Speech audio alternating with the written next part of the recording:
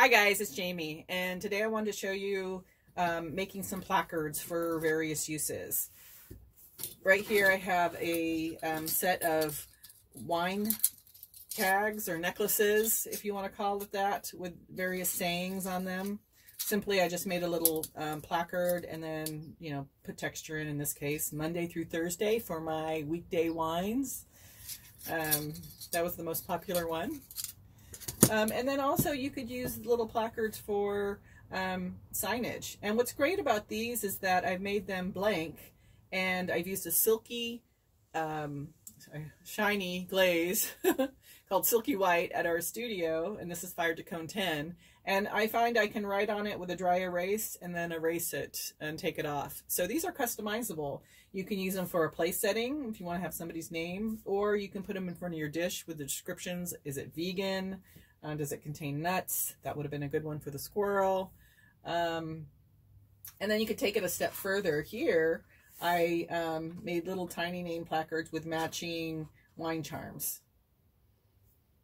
In either case, you need something to display them on. So if you just want to keep it clay and keep it pure, you would just use clay all the way. This is a little clay blob that I formed. I'll show you how to make that. I've gotten into jewelry making, so I've played with wire a lot recently, and so in this case I just made a little wire stand, and this sits on here. Ta-da! The other thing is, as I mentioned before, you can use a dry erase to do that. That's what I did with this. The only problem, and this is fine. The only thing that I think is an issue with this is if for some reason this gets, somebody like hits it or something hits it, the dry erase comes off super easy. So you could use a Sharpie, and you can put something on here like has nuts if it's for a dish. And then you can take it off with either you could use just use your sponge. This is still fresh, so it's coming off nicely. But I would also recommend that you just use the rubbing alcohol to take it off. So doing little placards and things like that, that's not new to me. I was inspired to do it for the holiday season for, putting food descriptions out, that kind of thing. But a long time ago, maybe 10 years now, I got into making ceramic business cards. Not very practical, but kind of fun. I found a site that would translate my name into cuneiform, and also Egyptian hieroglyphs. So I made these old type of cards. And then I have a card holder, kind of meant for that, and a cell phone. All it is a slab folded up on one side with a little blob of clay on the back. And there I have my card holder display. Anyway, kind of a fun throwback. Thought about that when I was setting up for this video. Let's get into it. So I have a surface here. It's interfacing from a fabric store. I like to use that when I'm needing to handle clay and move things around, these small pieces like this. I'm using 3/16 inch wide skewers. That's going to determine my width. So I actually rolled this out to be 1/4 inch on the slab roller, and now I will flatten it even more.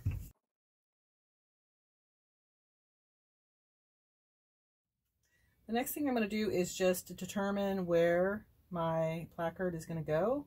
And these are kind of a nice little set that you can use for rectangles. I like the plastic or the nylon kinds because there's no seam.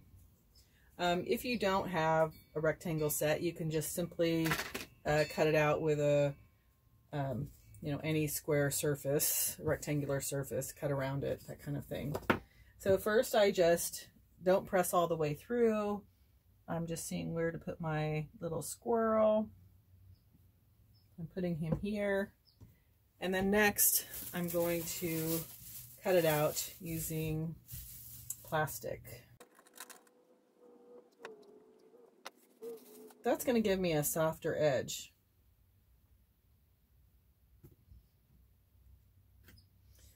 So see how fast and simple that was?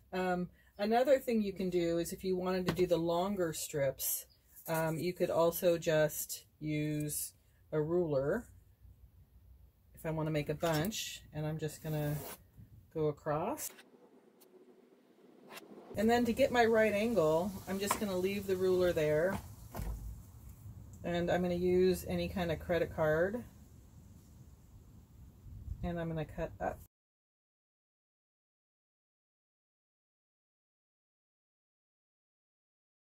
That was nice and fast. The only thing that you see here is you could see a huge difference in the smoothness between this and this. So what I'm going to do is, it's bugging me that this is the difference here.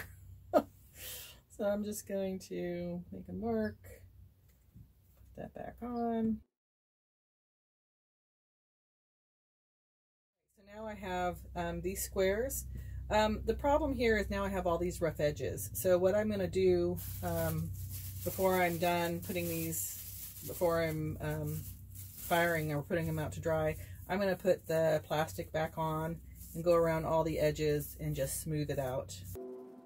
It's really important when you're working with surfaces that you want to remain flat, that you don't pick them up and bend them once you've rolled them out.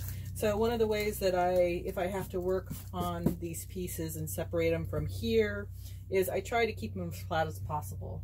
So in this case, I'm going to put a board under here. And then I'm going to put this over. Take another board and flip it.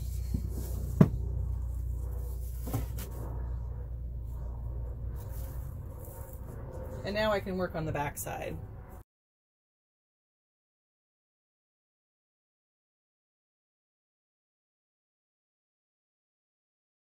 All I have yet to do now for these longer ones is to select a little stamp for them. So these ones, I feel like when I use the small stamp, it's not going to distort the clay that much. That's why I did not do the marking out as like this one and then the press.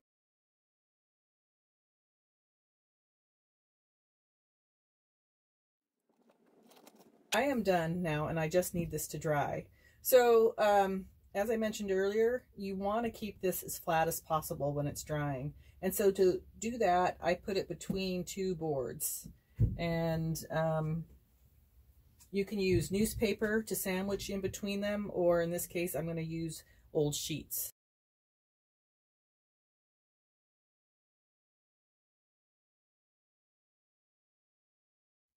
All right, I forgot to put my holes. If you were going to do holes, you would take your hole punch and you would go at it. I like to, since I'm using porcelain, I like to do it right away. If you were using a stoneware, you could probably wait till leather hard to do it. But I have a problem with porcelain cracking if I do it too late.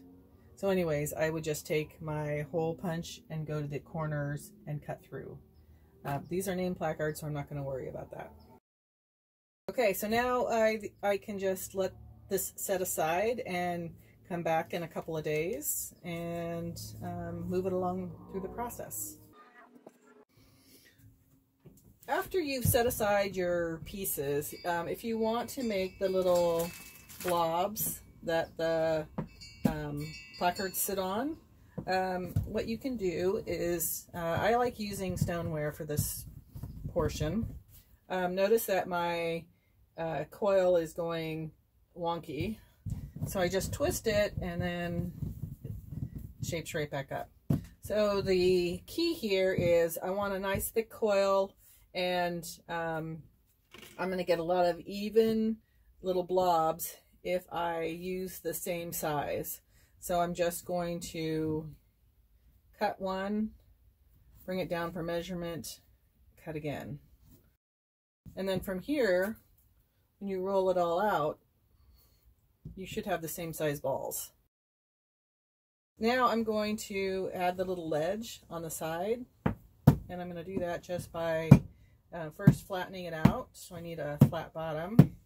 And then I'm going to use, this is a shim, a regular everyday shim, and I'm just going to So not halfway over, but maybe like, I don't know, somewhere between the half and the other half is just pushed down. And then while it's in there, I like to push up on this outside edge. And that gives me a nice little lip. So if you don't have shims, you could maybe think about doing something like this. You would just need to like get something with a flat surface and push back a little bit.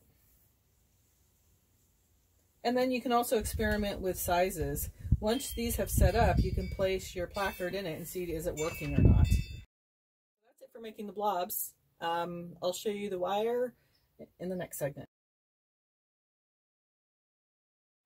So here I'm using rebar wire, and I'm cutting off about 8 inches worth. I take my rounded needle nose pliers and I just start curling. So then I come up about 1 inch, and then another inch. I make another turn and then turn again. And this is where I now figure out where to do the final turn and then how much extra I need. Probably about a 1/2 inch extra over that lining up of the corner turn, and then I'm turning again. So there you go. Hope you enjoyed this video, and catch you next time. Thanks.